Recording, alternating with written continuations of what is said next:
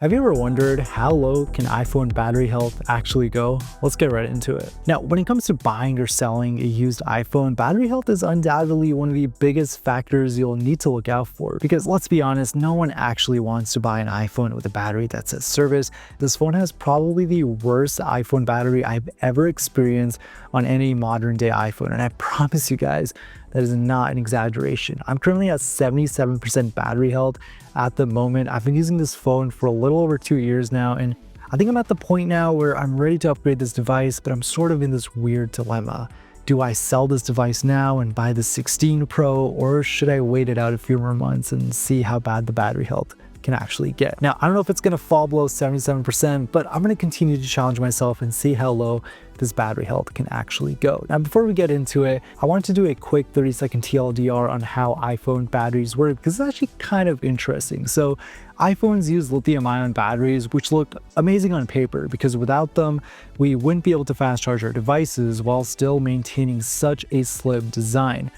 But lithium-ion batteries won't last forever. And there's a lot of different things that can impact your battery, like the chemical age of a device, the number of charge cycles, and how you generally treat your iPhones. Oh, and you might have also noticed your iPhone slow down when you hit 1% battery. That's actually completely normal as well, because the iPhone does require a minimum amount of voltage to operate, and at 1%, the battery can't handle that. So the iPhone will either choose to shut down completely or slow down depending on how bad your battery is. So now that we know a little bit more on the history of how iPhone batteries work, let's actually answer the question, how low can iPhone battery health actually go? Well, the simple answer is it can go all the way down to 0 if it wanted to, but that doesn't necessarily mean you'll be able to power up the device and see that 0% appear.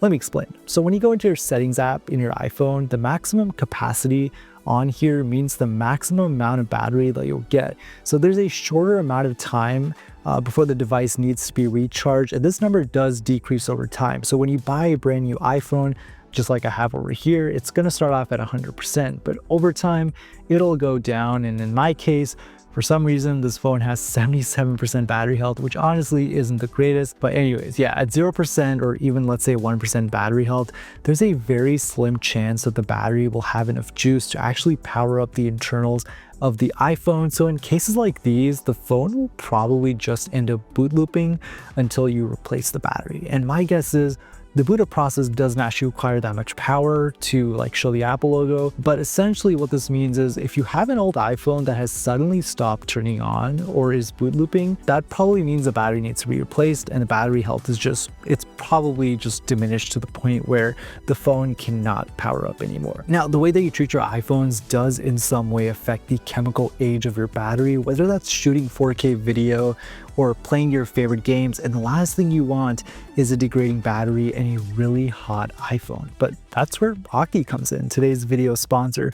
And they were kind enough to send over their newest product. This is the Aki Mag Fusion Game Frost. This was featured at CES as well this year, which is kind of cool. This is a 2-in-1 system that both fast charges your iPhone at 15 watts and also has an active cooling system. It combines semiconductor cooling and fan cooling technology, which helps prolong battery lifespan through its efficient heat dissipation process. Now, we can also decrease charging temperatures by up to 20 degrees Celsius, which is pretty cool. And I love that you're able to see the temperature of your iPhone and even adjust the cooling level by 3 different levels according to your needs.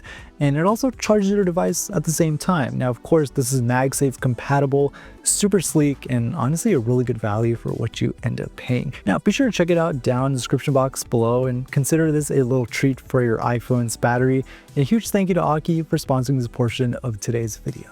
All right, now back to the video. What do these toggles mean? Now, you may have seen these toggles in your settings app before and wondered what exactly is a peak performance capability. It's a pretty weird phrase. In simpler terms, this is your iPhone basically telling you that your battery is fine, even if the battery health is below 80%. Now, this iPhone has enough juice inside to power up the internal hardware, but once you get closer to, let's say, 1% of battery, the dynamic software will do its thing and slow down the device. And this way, the system will draw less battery and keep your phone awake for as long as possible, which is why the phone tends to slow down. And then we have optimized battery charging as well. This one will pretty much keep your iPhone at 80% and continue to charge back to 100%. And you'll usually notice this during the nighttime if you charge your phone overnight. And in some cases, if you live in the US, you might even see clean energy charging. I was kind of surprised because this has been here this whole time, but essentially your iPhone just picks up data from like your local energy grid and it's going to charge your iPhone during cleaner energy production times. And it's kind of interesting to see. I mean, it's a cool feature for sure, but I just never really knew it existed. Now, an important question you might have is, when do I actually need to replace my battery? Now, this will depend on the iPhone you have. Apple's website does officially say that iPhone models 14 and earlier are designed to last 500 cycles, whereas iPhone models 15 and newer are designed to last 1,000 cycles, with a little asterisk. I mean, I can't imagine there's that big of a difference between the 14 and the 15.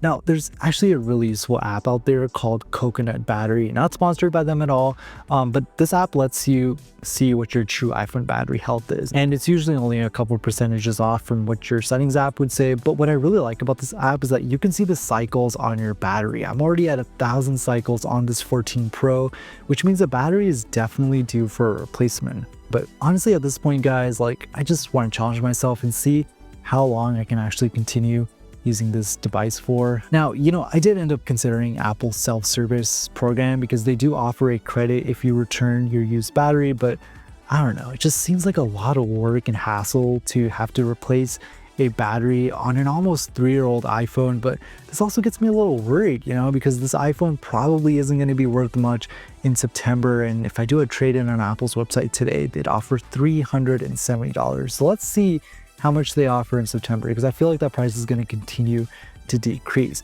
But you know what, guys, for the sake of science, let's continue using this device and see how low it can go. I'm going to guess 72% by September if I continue using the phone the same way that I do today. I mean, always on display. Sometimes like I use this thing for filming purposes, so the screen never turns off. But anyways, I hope you guys enjoyed this video and learned something new. I'm just really surprised that this battery managed to get this low.